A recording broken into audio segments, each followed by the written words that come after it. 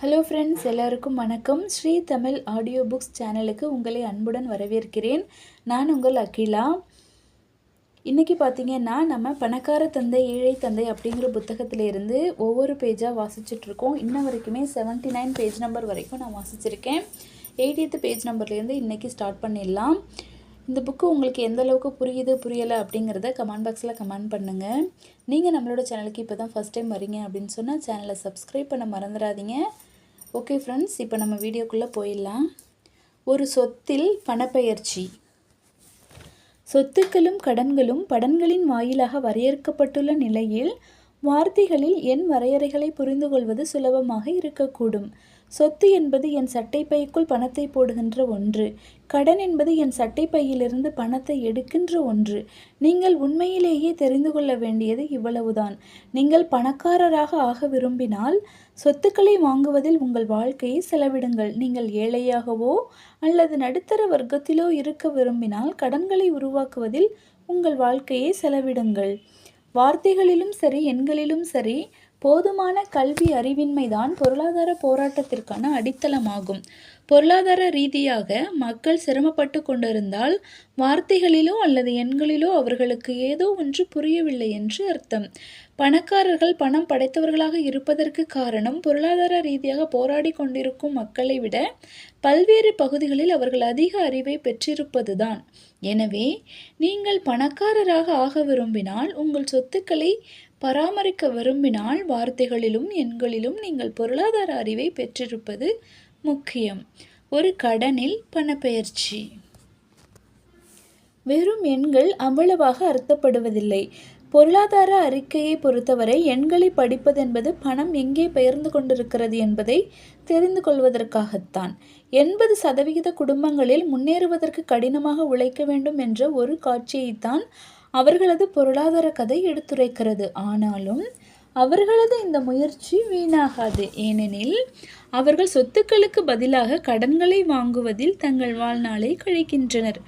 ஒரு ஏழையின் பணப்பெயர்ச்சி, ஒரு நடுத்தர வர்க்கத்தை சேர்ந்த ஒருவரின் பணப்பெயர்ச்சி, இது எல்லாமே பார்த்தீங்க அப்படின்னு சொன்னால் ஒரு படங்களின் மூலமாக நமக்கு விளக்கப்பட்டிருக்கிறது. இப்படங்கள் அனைத்தும் அளவுக்கு அதிகமாக எளிமைப்படுத்தப்பட்டுள்ளன என்பது வெளிப்படை. எல்லாருக்குமே வாழ்க்கையில் செலவுகள் இருக்கின்றன. உணவு, உடை, உறைவிடம் ஆகிய தேவைகள் உள்ளன. ஒரு ஏழையிடத்திலும் நடுத்தர வர்க்கத்தைச் சேர்ந்த நபரிடத்திலும் ஒரு செல்வந்தரிடத்திலும் பணம் எவ்வாறு பெயர்ச்சி அடைகிறது, ஒரு செல்வந்தரிடத்திலும் பணம் எவ்வாறு பெயர்ச்சி அடைகிறது என்பதை முந்தைய பக்கங்களில் கொடுக்கப்பட்டுள்ள படங்கள் காட்டுகின்றன. பணப்பெயர்ச்சி தான் ஒருவர் தன் பணத்தை கையாளும் விதத்தை பற்றி எடுத்துரைக்கிறது. பணம் எல்லா பிரச்சனைகளையும் தீர்க்கும் என்று நம்புவதில் உள்ள குறையை விளக்குவதற்குத்தான் அமெரிக்காவின் பணக்கார மனிதர்களுடைய கதையை கொண்டு நான் துவங்கினேன். விரைவில் பணக்காரராவது எப்படி அல்லது தாங்கள் எங்கிருந்து துவங்க வேண்டும் என்று மக்கள் என்னிடம் கேட்கும் போதெல்லாம் நான் பின்வாங்குவது அதனால்தான். எனக்கு ஏகப்பட்ட கடன் இருக்கிறது, எனவே நான் அதிகமான பணத்தை சம்பாதித்தாக வேண்டும் என்பதை அடிக்கடி நான் கேட்க நேரிடுகிறது. ஆனால் அதிக பணம் பிரச்சனைகளை தீர்க்காது. வாஸ்தவத்தில் அது பிரச்சனையை அதிகரிக்கக்கூடும். அது மனிதர்களிடம் உள்ள பெரும் குறைகளை வெளிப்படுத்தி நமக்கு தெரியாத விஷயங்களை வெளிச்சம் போட்டு காட்டுகிறது. அதனால்தான் வாயிலாகவோ ஊதிய உயர்வு அல்லது லாட்டரி குழுக்களில் பரிசு கிடைப்பதன் வாயிலாகவோ திடீரென்று பணத்தை ஏராளமாக கைவசப்படுத்தும் மக்கள் விரைவில் அந்த பணத்தை எல்லாம் இழந்து தங்கள் பழைய நிலைமைக்கு சென்று விடுகின்றனர். பணம் வெறுமனே உங்கள் தலைக்குள் ஓடிக்கொண்டிருக்கும் பணப்பெயர்ச்சி பாணியை வலியுறுத்துகிறது, அவ்வளவுதான். கிடைக்கும் பணத்தையெல்லாம் செலவழிப்பது உங்கள் பாணியாக இருந்தால் பண அதிகரிப்பு நீங்கள் அதிகமாக செலவு செய்வதில் மட்டுமே முடியக்கூடும். நாம் பள்ளிக்கு செல்வது கல்வியறிவையும் தொழில்முறை திறமைகளையும் பெறுவதற்குத்தான் என்று நான் பலமுறை கூறி வந்திருக்கிறேன். இவை இரண்டுமே முக்கியமானவைதான். தொழில்முறை திறமைகளை கொண்டு பணத்தை சம்பாதிப்பதற்கு நாம் கற்றுக்கொள்கிறோம். 1960களில் நான் உயர்நிலை பள்ளியில் இருந்தபோது கல்வி ரீதியாக யாரேனும் எதிர்காலத்தில் ஒரு மருத்துவராக ஆனான் என்று மக்கள் அனுமானித்தனர். ஏனெனில் மருத்துவ தொழில் மாபெரும் பொருளாதார வெகுமதியை கொண்ட ஒரு தொழிலாக கருதப்பட்டது. இன்று என் எதிரிக்கு கூட ஏற்படக்கூடாது என்று நான் நினைக்கின்ற பொருளாதார சவால்களை மருத்துவர்களும் எதிர்கொள்கின்றனர். எடுத்துக்காட்டாக, காப்பீட்டு நிறுவனங்கள் வியாபாரங்களை கட்டுப்படுத்துவது, முறைப்படுத்தப்பட்ட சுகாதார பராமரிப்பு, அரசாங்க தலையீடு, முறைகேடு தொடர்பான வழக்குகள் போன்றவற்றை கூறலாம். இன்று குழந்தைகள் பிரபலமான தடகள வீரர்களாகவும், திரைப்பட நட்சத்திரங்களாகவும், பட்டம் பெறும் அழகிகளாகவும், நிறுவன தலைவர்களாகவும் ஆக விரும்புவதற்கு காரணம் பணமும் புகழும் மதிப்பும் அவற்றில்தான் இருக்கின்றன என்பதுதான். அதனால்தான் பள்ளிகளில் இன்று குழந்தைகளை ஊக்குவிப்பது மிகவும் கடினமாக உள்ளது. முன்பொரு சமயத்தில் இருந்ததற்கு மாறாக இப்போது தொழில்முறை ரீதியான வெற்றி வெறுமனே கல்வி ரீதியான வெற்றியுடன் தொடர்பு கொண்டதல்ல என்பதை அவர்கள் அறிந்துள்ளனர். பள்ளியை விட்டு செல்லும் குழந்தைகள் பொருளாதார திறமைகளின்றி வெளியேறுவதால் கல்வியறிவு பெற்ற கோடிக்கணக்கான மக்கள் தங்கள் தொழில்முறை வாழ்க்கையில் மிகவும் வெற்றிகரமானவர்களாக இருந்தாலும் பின்னாளில் பொருளாதார ரீதியாக போராடுகின்றனர். அவர்கள் கடினமாக உழைக்கும் அளவுக்கு அவர்கள் முன்னேறுவதில்லை.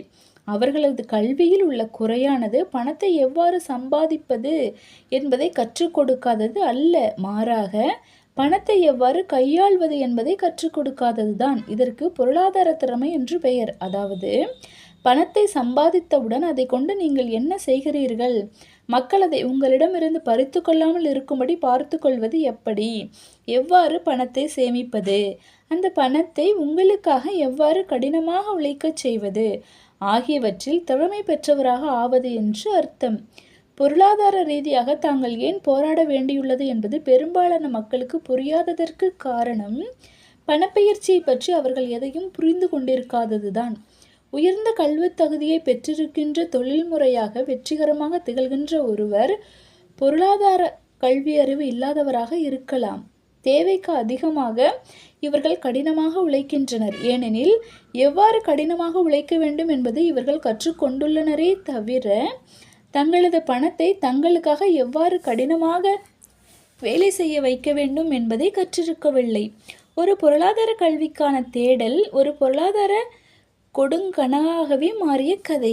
கடினமாக உழைக்கின்ற மக்களுடைய கதையில் ஒரு குறிப்பிட்ட பாணி உள்ளது. சமீபத்தில் திருமணமாகிய மகிழ்ச்சியான உயர்ந்த கல்வி தகுதியை பெற்றுள்ள ஒரு இளம் தம்பதியர் தங்களது சிறிய வாடகை வீட்டில் குடியேறுகின்றனர். தாங்கள் இருவரும் தனித்தனியாக வாழ்ந்து வந்ததை விட இருவரும் சேர்ந்து வாழ்க்கை நடத்துவது சிக்கனமாக இருப்பதால் தங்களால் இப்போது ஓரளவு பணத்தை சேமிக்க முடிவதை அவர்கள் உணர்கின்றனர். ஆனால் அவர்களது வீடு மிகவும் சிறியதாக இருப்பது அவர்களுக்கு பிரச்சனையாக இருக்கிறது. குழந்தைகள் பிறந்தால் பெரிய வீடு தேவைப்படும் என்பதால் சொந்தமாக ஒரு பெரிய வீட்டை வாங்குவதற்காக பணத்தை சேமிப்பதென்று அவர்கள் தீர்மானிக்கின்றனர். இப்போது அவர்களிடம் 2 வருமானங்கள் இருக்கின்றன. அவர்கள் தங்கள் தொழிலில் கவனம் செலுத்த துவங்குகின்றனர். அவர்களது வருமானங்கள் அதிகரிக்க துவங்குகின்றன. அவர்களது வருமானம் அதிகரிக்கும் அதே அளவுக்கு அவர்களது செலவுகளும் அதிகரிக்கின்றன. ஓகே ஃப்ரெண்ட்ஸ், இன்றைக்கி 88 பேஜ் நம்பர் வரைக்கும் கம்ப்ளீட் பண்ணியிருக்கோம்.